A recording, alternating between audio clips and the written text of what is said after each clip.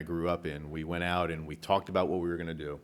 We did it, and then we came back and we talked about what we had done and meticulously debriefed ourselves and beat ourselves up and tended to focus on our errors and then turn around and go do the same thing the next day, all for the eventuality of going to combat. So it's a very important thing. So for that reason, we got involved in training. That was our expertise. Most of us were excited about the opportunity that we could take the suit off and then put a tie on and go back out and impact the warfighter in some ways more than we did as weapons officers or specialists or commanders when we were in the service. So that's been the fuel for what we do.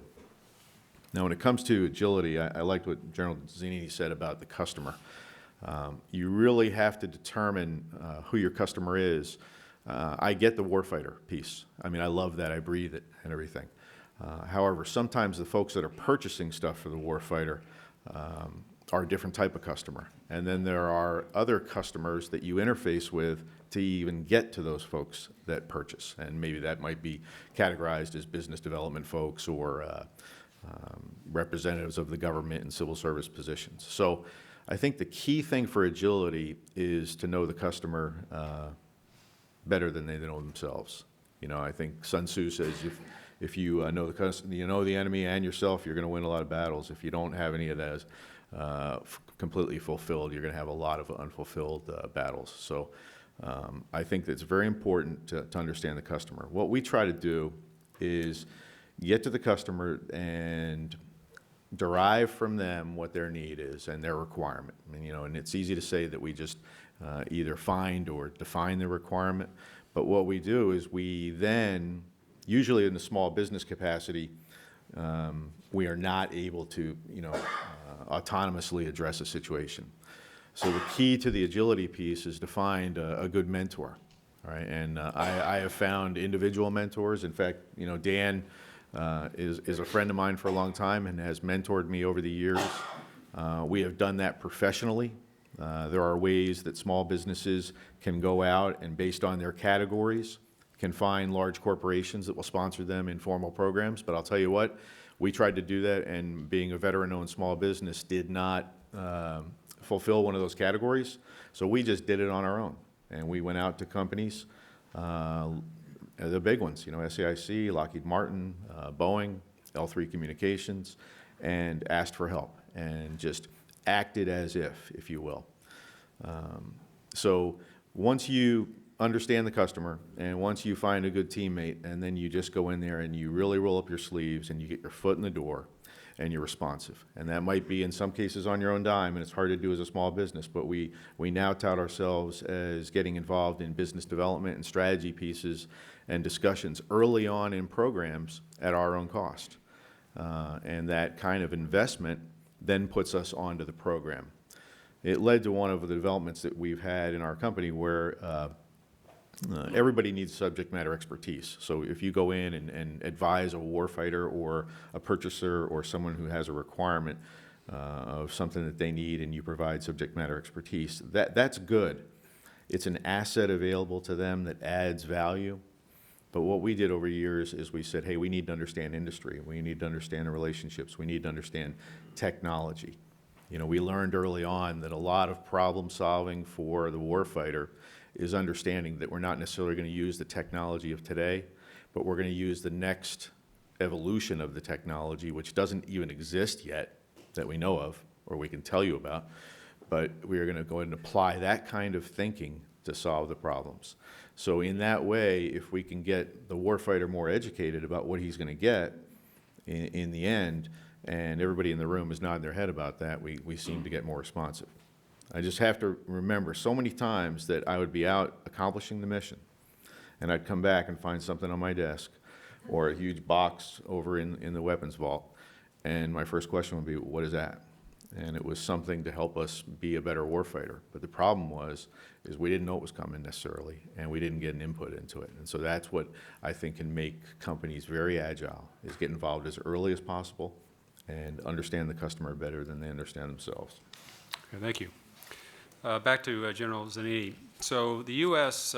Relies heavily on this concept of overmatch capability against our adversaries. For instance, in the Gulf War, our enemies hid their aircraft rather than attempting to fly against U.S. capabilities. And I know there's equivalent overmatch for the Army as well. What are your thoughts on balancing the risk and the added cost of creating leap-ahead technology, or what General Cartwright called exquisite technology, versus maintaining scale and doing affordable retrofits rather than expensive new start programs? Can you give us your thoughts on that trade-off? Well, first, not to discount what we heard last night or to offend my Air Force or Navy friends, nor those in industry who have made a living supporting them. But we've been pretty good as a nation in creating an aura of invincibility and around what we do in the air and on water surfaces on the sea as we go through that. And I believe in those two domains, at least, that most of what we need moving forward can be accomplished using upgrades of existing systems. Sensors, processors, and the like will, I think, solve many of those challenges, at least for the near term. And in many ways, those same investments, when you look, will help us in new areas. If you go down the list that Admiral Walsh put up last night, anti-submarine warfare, cyber, and the like, as you go through that, most of those are addressed not by new weapons platforms, but are addressed by sensors and processing and knowledge as you go through that. And so investments in those and applying them to transport systems that we commonly refer to as aircraft and sea platforms, I think will do that. In the ground domain, I think it's different. Historically, we have invested in the ground domain and the human dimension of it, the individual, but we haven't invested heavily in those things that makes the human more successful in the battle space. So you go through it. We've spent, and I'm a product of it, as I said, I was in the requirements business when we did the Stryker vehicle and we started the FCS program as we went through that. Those were platform-based as you went through it, and some could argue whether or not they were successful or not. I won't go down that path with you. I'll let you judge that. But they weren't focused on the individual soldier that was coming out of the back end of those platforms. And the individual soldier coming out of the back end of those platforms basically came out the same way they have for many, many years as they go through that. And if you look at our soldiers going into Iraq and Afghanistan, going into a very complex urban environment, the way they went into buildings was the same way they've gone into buildings forever. We commonly refer to it as a 5-man or 6-man stack, and one's going in and trying to figure out where the fire is coming from to recognize where the enemy is as you go into that building, and they're going in blind as you go through that. And we recognize, frankly, that high-end technology doesn't give us the advantage in that environment. It's a human action that you're trying to deal with. So the question becomes, how do you invest then in that domain to give us the same dominance that you have in air and sea today? And I think those investments tend to be a little bit smaller and affordable, certainly for our nation going forward. They, when you think about what caught us in those two conflicts, IEDs was a big killer in Iraq, and today it's the modern day kamikaze in Afghanistan.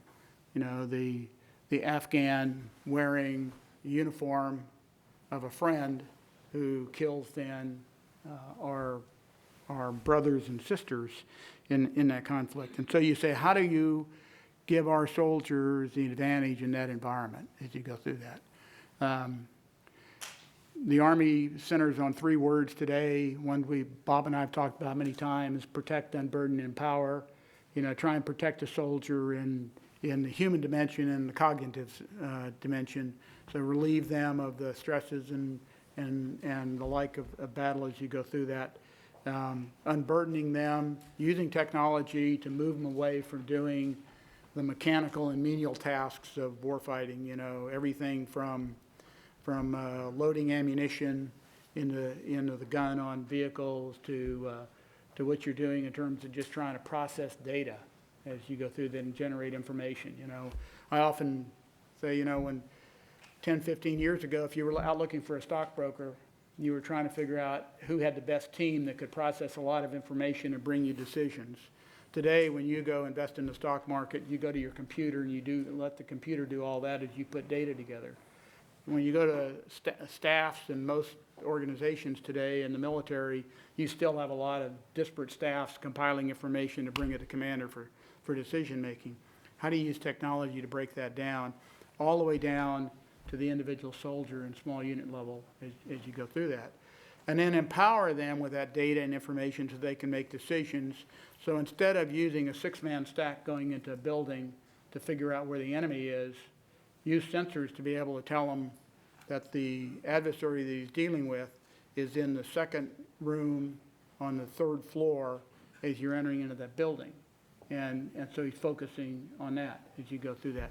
Or in Afghanistan with, you know, the modern day kamikaze, human sensors that are picking up changes in body temperature and heart rates and the like, so that instead of looking at an audience like this, I can see that someone back here is about to ask a question and is nervous about the question, you know, or is about to pull out a weapon and shoot one of our adversaries as we go through that. So to me, that requires leap ahead technology, and it's low cost in the process of doing that. I think in the upper end, where we can do it with add-ons and modernizations, existing platforms. Okay, thanks. So Dr. Etter, I have a question about red tape. Not because you worked in the government, but just, and it has to do with some of the limitations in our ability to export products, particularly ITAR, international trafficking and arms regulations, and export control, foreign corrupt practices. All of these things are perceived by industry as impediment to sales. I have a short story. I once spoke to the Canadian AIA organization, Aerospace Industries, and I was referring to a story back from World War II where the U.S. was prevented from sending aircraft into the theater under the Neutrality Act. And so we built Hudson bombers and we positioned them on the border with Canada, and then they used oxen to drag the aircraft across the border at nighttime, and then pilots would fly them over into theater. And I cited it as an excellent example of how to get around the ITAR regulations. But as the U.S. defense industry draws down, industry is looking for ways to make money through international sales, yet there's all these impediments, or perceived impediments. So your thoughts about the U.S. Defense industry and the international market and any restrictions? Well, could I first give an answer to the previous question? You certainly may. That's an easier one to answer than the one you gave me. But there was one thought I wanted to add to that, because I think your ideas were really right on, and we have to think differently. It's just not bigger and more complex platforms. It's really thinking differently. And I wanted to give you just a quick example of how that gets done. I think sometimes ways that work really well. The Marine Corps has always been a group that's been, I think, very creative and innovative, and thinking part of it's because they didn't have as much funding that they had to work with, and so that makes one be more creative and innovative. And a few years ago, the Marine Corps had a program that they called Combat Hunter, and they brought in some people from Africa that were big game hunters. They brought in some police off of the beat in New York, and they had a couple of day workshop, and they said, we want to learn from you. Tell us how you know when you're being stalked. How do you stalk? And it was just such a wonderful relationship they built. They learned a lot from it, that they, a couple of years later, said, you know, technology is just changing so fast, we can't keep up with it. What could we do that might be kind of like this previous program? So they put together a program called Commercial Hunter. It's not a real big program. They work with several universities. SMU is one of them. But this will be our 4th year in doing this with the Marine Corps. They come in the fall and they give us a scenario, and it may be the Marine Corps is taking convoys through Afghanistan, or it could be we have resources that are in an area where there's a lot of them and we're concerned about being a big target. But the whole idea they give us is they say, we want you to disrupt this mission. So what we do is we put together a small team of university students. Many of them have no interaction with DOD, but they're really bright, they're clever, they understand the internet, they understand technology, and the role we give them is you're the bad guy, and you have 2 weeks. Here's the mission we want to disrupt. Get on the internet. You can buy anything. Now I'm going to say buy because they don't really buy, but you can put together anything you can come up with to disrupt this mission. Come back and show us the plan you've come up with. So they're really taking commercial off-the-shelf things that you can buy over the internet and putting it together in a certain innovative, creative way to disrupt the mission. So they have 2 weeks to come up with this. And, we give them a few extra rules. You can't go to arms dealers, you can't do illegal things, but they come up with amazing ideas, and it's a 2-step process. Tell us what you found you can build that could disrupt this, and then tell us how also you would keep that from happening. So it's the measure, the countermeasure. These kids come up with amazing things. And in the spring, if the Marine Corps is interested, they may get one of these and they'll go, wow, we never thought about that. So then they'll ask us in the spring to build a prototype. And it's been really interesting because sometimes we're able to put together a prototype and they go back and I will say, we've actually changed some of the missions that the Marine Corps has because of things we've come up with, particularly some of the things related to RFID, because the military uses that a lot, and it turns out there's a lot of very serious vulnerabilities there. Sometimes we do things and we think it's going to be easy and it's not. One of the things we came up with 2 years ago was we thought it would be really easy to take these fairly large model rockets that you can buy and take GPS cards and put those together and actually build a pretty sophisticated guided rocket that would be very cheap, very easy. We tried that. That was much harder to do. And the Marine Corps actually was really glad that that was harder to do. So there's some very interesting things that don't have to be big platforms that do allow you to continue to find new ways to get creative. Now, that wasn't the question. You gave me a much harder question, which was ITAR and impediments that we deal with. The red tape is just incredible within the Department of Defense. It's very frustrating when you're trying to make things happen. It's not easy to get around it because so much of it is law. You know, I mentioned the MRAP when we were working with the MRAP. When the Marine Corps came forward wanting to put out the program, we knew how important it was to get these over there. They are huge. There's lots of challenges now. What do we do with them now? But at the time, we had to have them to protect the people that were over there, and we had to get them out quickly. And so that program went from the time we asked industry to bring us prototypes that we could test until we got them in the field was about 10 months. That is unbelievable. There's not been a program since World War II where we were able to take something and make it happen that quickly. But it's because everybody knew how critical it was. I was making the decisions on the acquisition path and that, and the only way we got that out was every meeting I went to, I had 2 lawyers with me. And it was because of the bureaucracy. And so we'd want to go to the next step, and it was the kind of thing I turned to the lawyer and I said, can I approve this next step? And they would say yes, which was easy then. They'd say no, which was then we have to figure how do we get there. But a lot of time they said, you know, it's right on the edge, you probably shouldn't. I signed it. So, you know, you have to, it's really very frustrating because so much of the bureaucracy is so risk averse. So I don't know, but we've got to get a handle on it because I think the foreign military sales is one of these sort of saving graces as we go into a situation where we're going to be buying less, at least for a while, from our government. Being able to share things outside the government and work with foreign military sales is really important. But the rules are there. Part of it is figuring out how we make things happen quicker. Sometimes it's just that it's too slow. You get the answer you want in industry, but it's taken too long to get it. Other times we protect too much, trying to understand what are the real secrets. It seems to me we classify way too much. There's a lot that needs to be classified.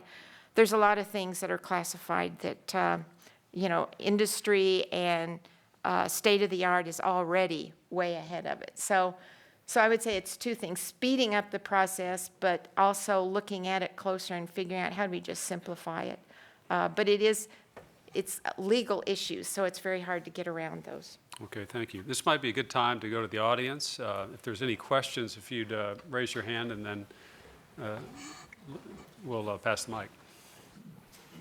Thank you. Mark Bigham. So this morning, as I was getting ready to come back to the conference after the wonderful dinner last night, I was getting ready to go, and I was wondering, what were we going to talk about, what were we going to do today, and had the opportunity to eat breakfast with my 10-year-old son.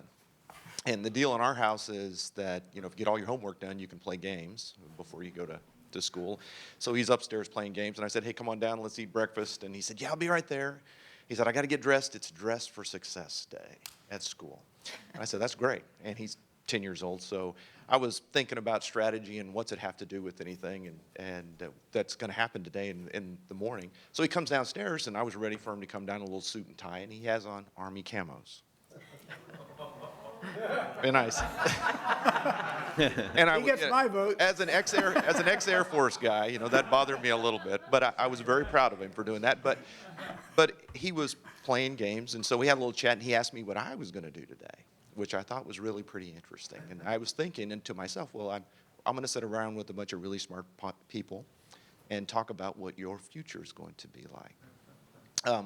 So with that in mind, the question is for Dan and then for Dr. Etter. There was really a couple things. One, it struck me that, Dan, you've been involved in some amazing platform programs. I mean, when we talk about stealth fighters, you're Mr. Stealth, right? You've seen missiles, you've done networks, you've kind of been there, done that. You've seen that. Dr. Etter, you've been on kind of the other edge, kind of the wild edge of other technology, that somehow industry has to be able to take advantage of that. And how can we help kind of blend those types of technologies together to help people like my son, who's just one simple example of someone who I calculated on the drive in, he's going to have 10,000 hours of thumb time playing on his PlayStation by the time he graduates high school. 10,000 hours of thumb time playing games. So how do we leverage gaming technology? Out of the box, you don't have to train. The kind of experiences that you've had, Dan. I know that was kind of a rambling question, but I'd like to know, because now I'm worried about my son. What's he going to do in 10 years? So I'll start off, and then I'll pass on. One of my roles is I'm on the engineering advisory board at UT in Austin.